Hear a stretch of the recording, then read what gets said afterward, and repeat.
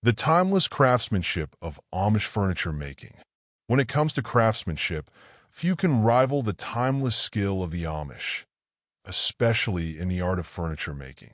From meticulously selecting the perfect hardwood to employing traditional joinery techniques that have stood the test of time, the Amish have truly mastered the craft of building stunning and durable furniture. Join us today in taking you on an overview of the beautiful, long-lasting pieces that the Amish make all by hand. We will be ready to get on board while uncovering the secrets behind their unmatched creativity and dedication to quality. Selecting the right materials. The first step in the Amish process of making furniture is to choose the right material. Let's be honest. If your furniture is made from cheap wood, it's unlikely to survive a family gathering, let alone the test of time. The Amish understand this all too well, which is why they are committed to using only the finest hardwoods. They treat wood selection with the same care and attention that a chef would use in picking the perfect ingredients for Grandma's secret apple pie. The Amish often select strong hardwoods such as oak, cherry, maple, and occasionally walnut. Why these woods? Not just because they are infinitely durable, but also age nicely with time. Hardwoods are the LeBron James of wood. Strong, a good bet to perform well for decades, and dependability is priceless. Much of it also is drawn locally from nearby forests, therefore sustainable. However, choosing the right wood is not a casual undertaking.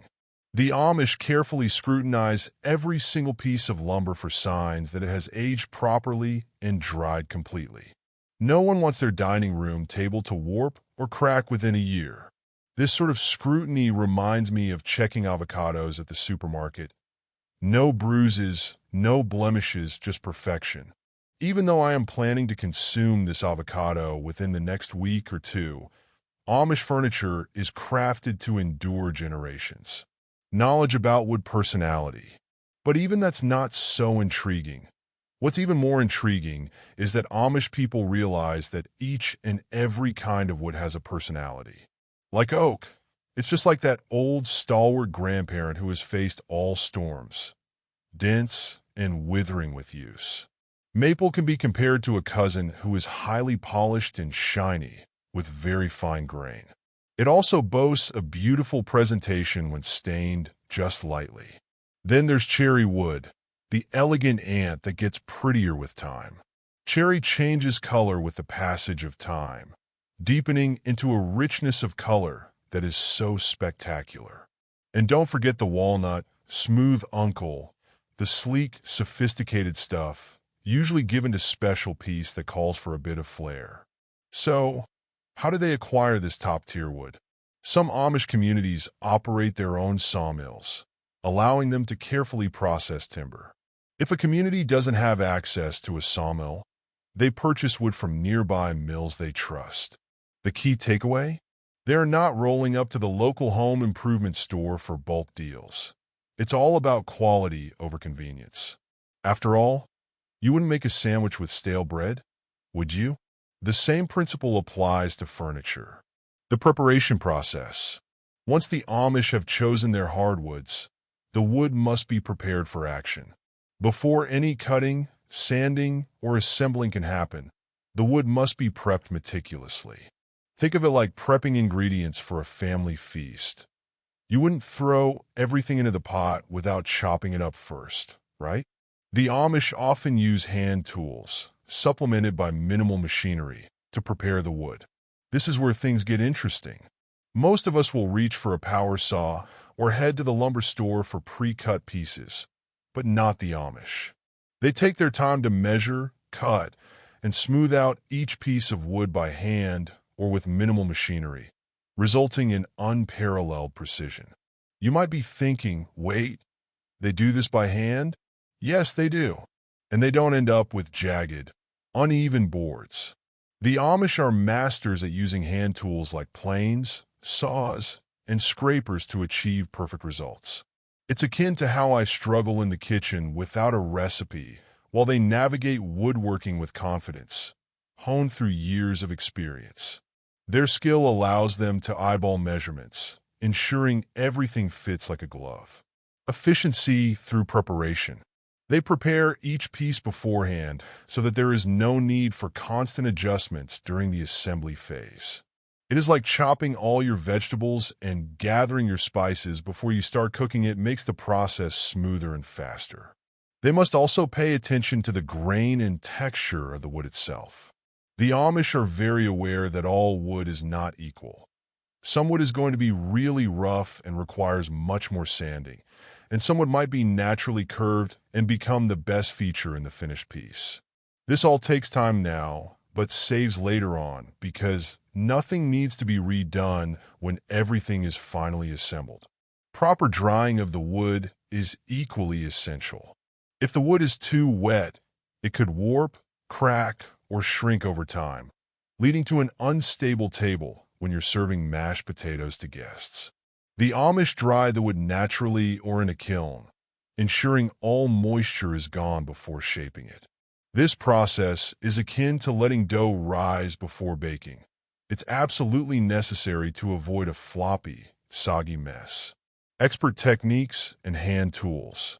Once the wood has been dried and sanded, the Amish cut the wood to the sizes required for the furniture piece. And it gets even more interesting. The Amish depend on their know-how and hand tools in making precise cuts. They pay attention to clean, accurate cuts, minimizing waste and creating cohesive, seamless lines of fit in the final product. This careful pre-cutting approach makes it possible to have a smoother woodworking process, which saves effort at the assembling stage.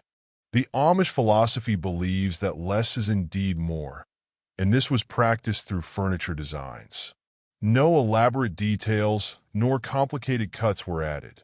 Instead, functional yet timeless designs were opted for. Not only will the furniture be strong, but it will also save much time during its construction. Joinery techniques.